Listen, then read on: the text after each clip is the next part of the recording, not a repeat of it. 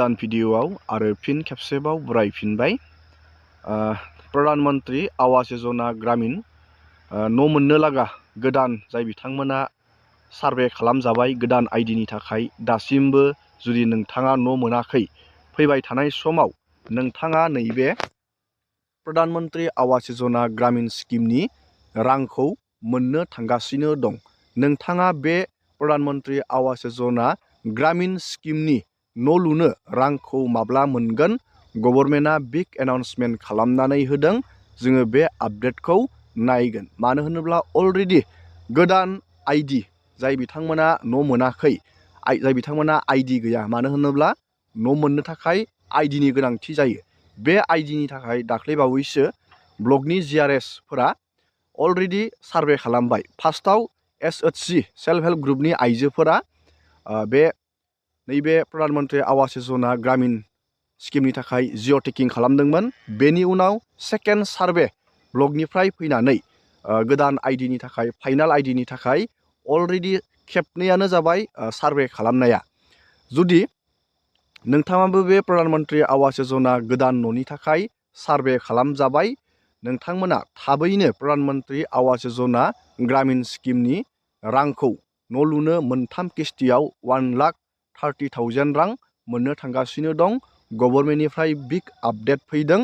नोंथाङा माब्ला मोनगोन जोङो बे आपडेटखौ नायगोन। आरो लोगोसे मोनसे इम्पर्टेन्ट आपडेट आं नोंथांमोननो खोथाहरनि, जब कार्डनि EKYC। नोंथाङा जब कार्डनि EKYCखौ होथारनांगोन। बे EKYCखौ नोंथाङा होथारनांगोन, जब कार्डनि EKYC। गोबाङानो मिथिया प्रधानमन्त्री आवास योजना ग्रामीण स्किमनि राङा नैबे जब कार्डजों सोमोन्दो दं। आङो बे आपडेटखौ नोंथांमोननो दा भिडिअनि जोबनायथिं बुंगोन।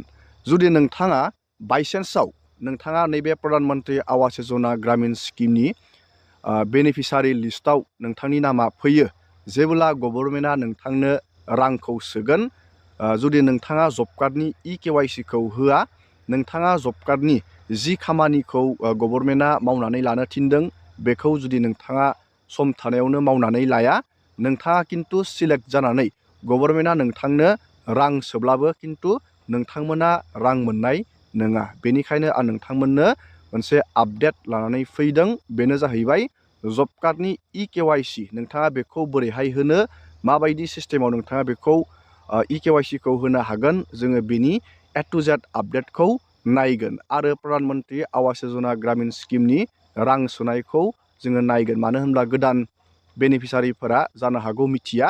जाय बिथांमोना मिथियो नोंथांमोननि थाखाय नङा, जाय बिथांमोना मिथिया आं नोंथांमोननि थाखाय बे आपडेटखौ लानानै फैदों।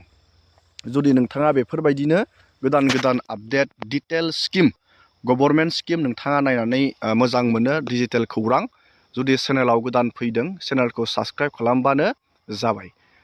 जोङो दानिया गिबियावनो नायगोन बे प्रधानमन्त्री आवास योजना ग्रामीण स्किमनि रांखौ नोंथाङा माब्लासिम मोनहैनो हागौ। गभर्नमेन्टआ बिनि मोनसे आपडेट फोसावदों।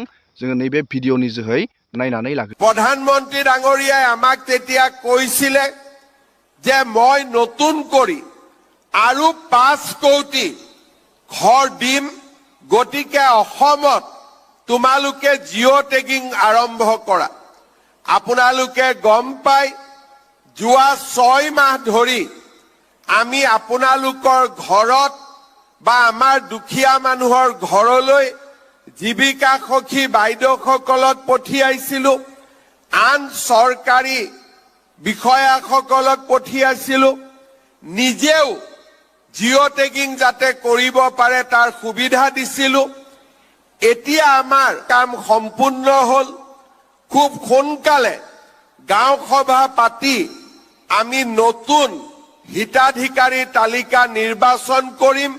আৰু মই ভাবো যে নতুন জিঅ' টেগিঙৰ পৰাও আমি ঘৰ নোপোৱা সকলো মানুহকে আমি ঘৰ দিবৰ কাৰণে সফল হ'ম।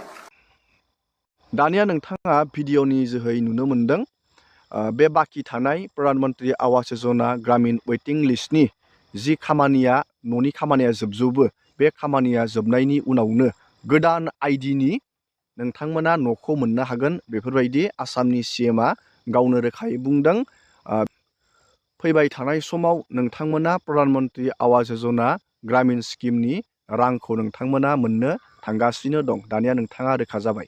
दानिया जोङो जब कार्डनि EKYC बे मानि थाखाय गोनां जोङो बेखौ नायगोन। मानो होनोब्ला नैबे प्रधान मन्त्रि आवास योजना ग्रामीण स्किमनि फैसाया जब कार्डनि थ्रुयैसो हाबो। मानो होनोब्ला जब कार्डजों डाइरेक्टयै नोंथांनि आधारा लिंक थानांगौ आरो लिंक थाब्लासो नोंथांमोना डाइरेक्टयै नोंथाङा बेंक एकाउन्टआव नोंथांनि बे प्रधान मन्त्रि आवास योजना ग्रामीण स्किमनि रां सोनाय बे रां सोनायखौ नोंथांमोना बेंक एकाउन्टआव मोननो हायो।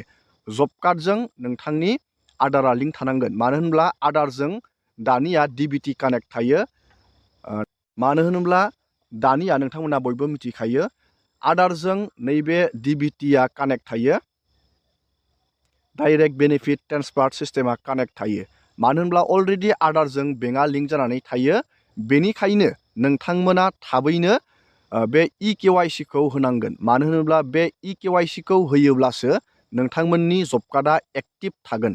अब्लासो नोंथांमोना बे प्रधान मन्त्रि आवास योजना ग्रामीणनि रां सोब्लाथाय नोंथाङा डाइरेक्टयै बेंक एकाउन्टआव नोंथाङा रांखौ मोननो हागोन। मोनथाम किस्तियाव रांखौ सोनाय जायो। नोंथाङा थाबैनो EKYCखौ होनांगोन। बे EKYCखौ नोंथाङा बोरैहाय होगोन आं दानिया बेनि प्रसेसखौ देखायनि। दानिया नोंथांमोननो नैबे जब कार्डनि EKYCनि डिटेल्सखौ नोंथांमोननो खोथानि गोबां इम्परटेन्ट बे EKYCआ। जुदि नोंथाङा EKYC होआ नोंथांनि जब कार्डआ जेबो खामानि होयि जानो हागौ, इनभेलिडबो जानो हागौ। मानो होनब्ला दा जब कार्डआव नोंथांमोना EKYC आपडेट खालामनो नांगोन। बेखौ दानिया नोंथाङा मबाइलजों हायो ना हाया, बोरै होनो हायो बेनि आपडेटखौ आं नोंथांमोननो खोन्थाहरनि। नैबे प्ले स्ट'रावनो बे एप्सखौ मोनो। नोंथाङा खिन्थु बेखौ हारसिङै EKYCखौ बानायनानै लानो हाया। मानि थाखाय हाया? बेयाव नैबे एप्सखौ नोंथाङा अपेन खालामब्लाथाय नैबेयाव मोनसे इउजार ID आरो पासवर्ड बेखौ नोंथाङा होनांगौ जायो। बे इउजार ID आरो पासवर्डआ नोंथांनि ब्लकनि GRSनि आखायावसो थायो।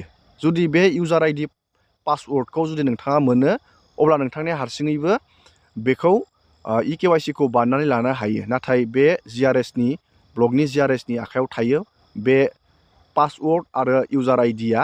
बेखायनो नोंथाङा ब्लकआव थांनानै नोंथाङा जब कार्ड आधार कार्डखौ लोगोआव लांफाबानो जाबाय आरो EKYCखौ नोंथाङा होबानो जाबाय।